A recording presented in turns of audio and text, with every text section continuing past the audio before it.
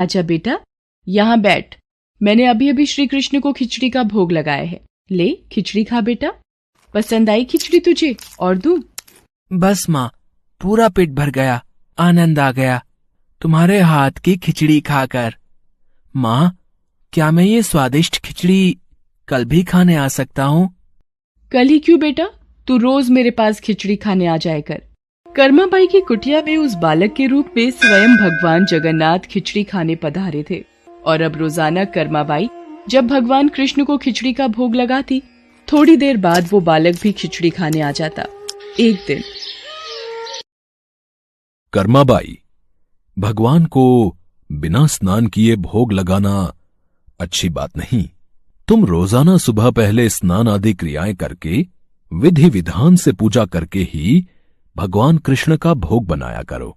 ठीक है बाबा, अब मैं स्नान करके ही प्रभु का भोग बनाया करूंगी।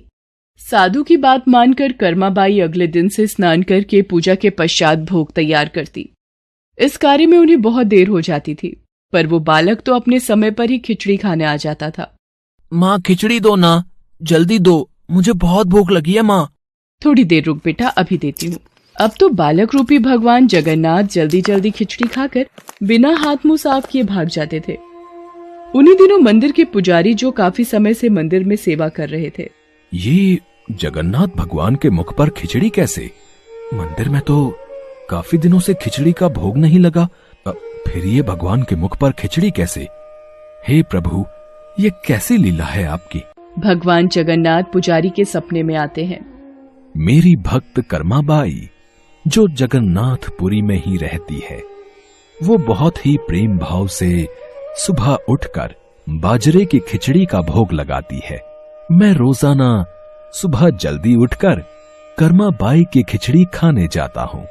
मुझे कर्माबाई के हाथ की खिचड़ी बहुत पसंद है। पर एक साधु ने उसके पास आकर सुबह स्नान और पूजा के बाद विधि विधान से भोग लगाने का बोल दिया है। अब कर्माबाई स्नान और पूजा के बाद भोग लगाकर मुझे खिचड़ी देती हैं। इन सब कार्यों में बहुत देर लग जाती है। मुझे बहुत तेज भूख लगती है। भक्तगण मेरा इंतजार कर रहे होते हैं, इसलिए जल्दी जल्दी खिचड़ी खाकर मैं बिना मुंह हाथ धोए वापस लौट आता हूँ। भगवान जगन्नाथ की अद्भुत बातों को स्वप्न में सुनकर पुरोहित जी हर जगह उस साधु की खोज करवाते हैं और उसे बुलाकर सारी बात बताते हैं। साधु घबरा जाता है और कर्माबाई के पास जाता है। कर्माबाई, तुम श्री कृष्ण भगवान की परम प्रिय भक्त हो। तुम्हारे लिए किसी नियम नीति की कोई आवश्यकता नहीं। तुम अपने अनूठे प्रेम से जिस प्रकार सुबह जल्दी उठकर भोजन बनाती थीं, वैसे ही बनाकर भगवान का भोग लगाया करो। ठीक है साधु बाबा, अब मैं पहले की तरह ही सुबह जल्दी भोग बनाया करूंगी।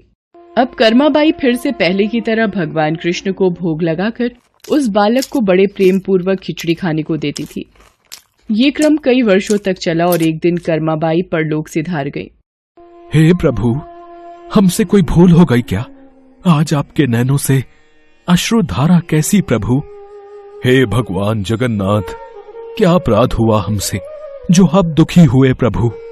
उसी रात भगवान जगन्नाथ राजा और पुजारी के स्वप्न में आते हैं और बताते हैं कि उनकी भक्त कर्माबाई इस लोक से विदा होकर भगवान में विलीन हो गई हैं।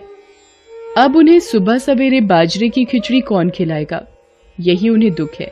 अगले दिन पुजारी जी, जो स्वप्न आपने देखा वही स्वप्न मुझे दिखाई दिया। भगवान जगन्नाथ की प्रिय भक्त कर्माबाई अब इस लोक से विदा हो गई है।